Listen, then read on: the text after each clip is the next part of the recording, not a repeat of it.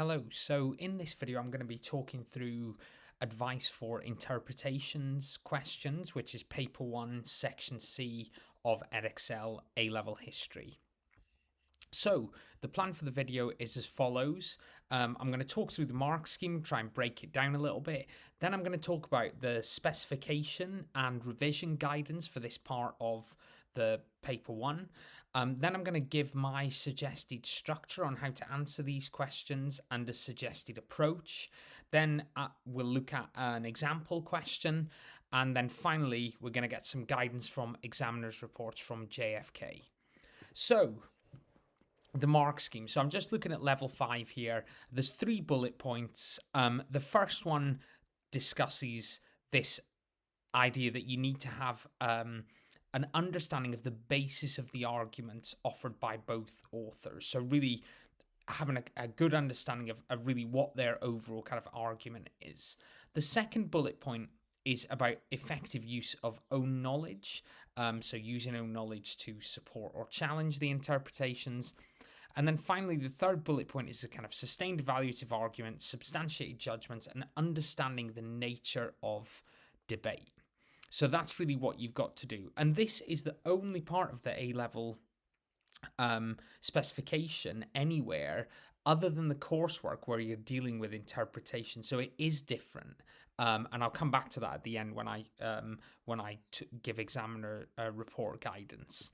So let's just break down how to revise this effectively. So here is the specification for the Reagan interpretations, which is the America paper 1.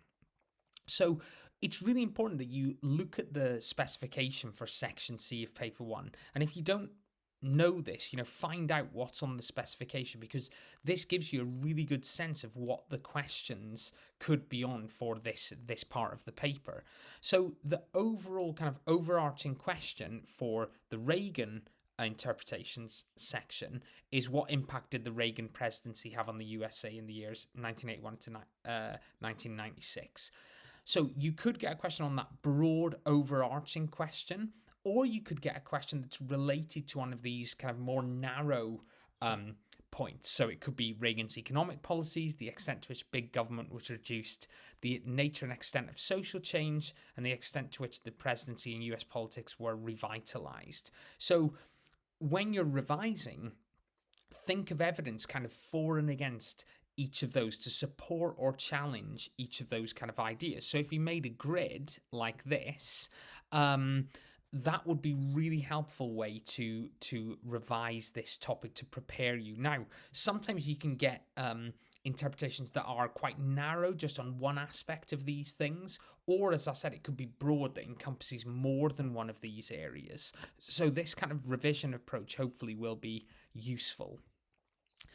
In terms of my suggested structure, this is it, and I'm really kind of confident with this one. I think this is a really useful and effective way to answer the question.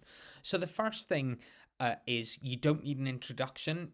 Sometimes you see exemplars with introductions, and that's fine if you want to do one, but you don't really need an introduction. It's not like a regular essay where you're kind of defining things. Really, the key to this is actually you are making a judgment on the interpretations and you're using your own knowledge to do so. So the 2 main paragraphs, paragraph 1 is focused on extract 1, paragraph 2 is focused on extract 2, and they both follow the same structure, which is point, quote, evidence, judgment, quote, evidence, judgment, quote, evidence, judgment, summary. Okay, so the point is what is the view of the extract in relation to the question.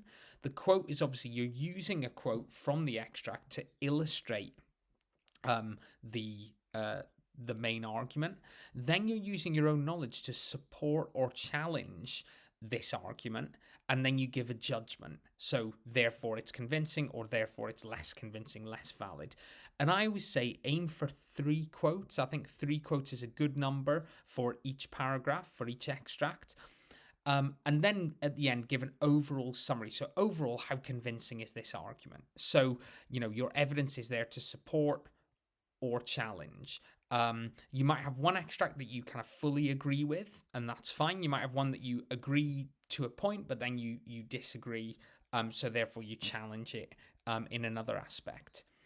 And then the conclusion is really important. So obviously you've got to answer the question, say which interpretation is most convincing, and then really to get to the top level, you need to explain why the extracts differ. So it could be that they have a different scope, they have different definitions, they focus on different aspects of the question. And also you can discuss kind of relative merits or similarities. They both agree on X, but interpretation one is more convincing because of X, Y, and Z. So that's the structure, and that does allow you to tick all those boxes in the mark scheme. So I hope that makes sense. So here is the approach that I suggest. So going into the exam, having a good understanding of the approach is really important. So it kind of gives you confidence on how to break down the answer that you're going to write. So read through the question and note down some own knowledge. So before you even read the extracts, just note down some own knowledge points to help you kind of get in the mindset so you know what you're going to be talking about. Obviously, that own knowledge could then be useful when you're writing your answer. Then obviously reading extract one and highlighting key quotes from extract one and thinking of own knowledge to support or challenge extract one. Do the same for extract two. And then the final point is thinking of a reason why the extracts differ. So I'm not going to do all of this in this video. I think it would take too long for me to break it down, but I'll just show you an example question. And this is actually from the Germany paper, which the interpretations section is focused on Hitler's foreign policy and World War II. So this question here, it says, in light of differing interpretations, how convincing do you find the view that Hitler's ideological convictions were responsible for leading Germany to war in 1939? So what you should do in the exam, you see the question, highlight the part of the question, so Hitler's ideological convictions, and then write down some own knowledge. So what can we say about that? What might we use as own knowledge to support or challenge that kind of question? So here's interpretation one. And interpretation one, I'm not going to read through it. You could do this in your own time. You can obviously pause this and look at it. But this one is basically arguing that, yes, it was Hitler's ideology. He was the kind of driving force for this. Interpretation two is saying, similarly, it's partially Hitler, but it's also his kind of interactions with other powers, the other European powers, and the kind of messages that he was getting, particularly from Britain, which made him think that he could kind of continue to expand. So he kind of misread that. So hopefully you can see there the kind of differences that one's focused really more on Hitler's ideology, and the second one is focused more on his kind of interaction with other powers, particularly Britain. So finally, and this is really, really important, guidance from examiners' reports. So make sure that you focus on precise issues in question, not a more general focus, not a kind of just a broad question. Focus on the precise question that's being asked.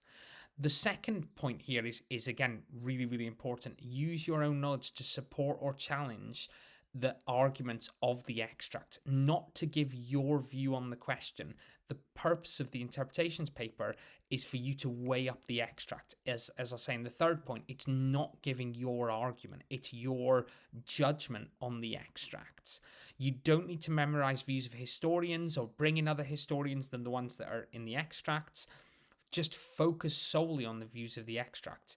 You can mention schools of thought, but it's actually not needed. And there is examples of this in the exemplar material provided by the exam board, where they actually praise some answers for not using schools of thought. They say, some people do this and it can actually be detrimental. So you don't need to bring in schools of thought to get to level 5.